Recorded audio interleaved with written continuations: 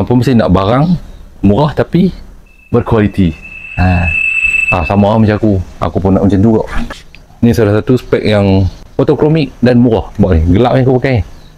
Dia sebenarnya spek ni dia jernih, tapi bila kena ada cahaya matahari dia jadi gelap lah. So redup lah pemandangan kita. SC-BCN harga waktu tak sampai 30 kot. Selain pada tu, bagi aku yang bermuka besar ni, bermuka lebar ni, dia tak sakitkan kepala aku. Kalau kita pakai selalunya bahagian ni yang aku akan titik beratkan lah bagi aku lah. Aku kalau yang jenis rapat yang tu sakit. Jadi yang ni tak apa nak sakit. Memang tak sakit lah, selesa pakai. Semangat untuk muka lebar. Tapi yang aku selalu guna spek ni masa running ke, masa kayu basikal ke, naik motor pun syok aku pakai. Tapi yang paling best aku pakai masa mesin rumput pun aku pakai tak. Tapi yang paling best aku pakai masa buat sambar belacan. Sebab dia clear Lepas tu dia cover semua aspek.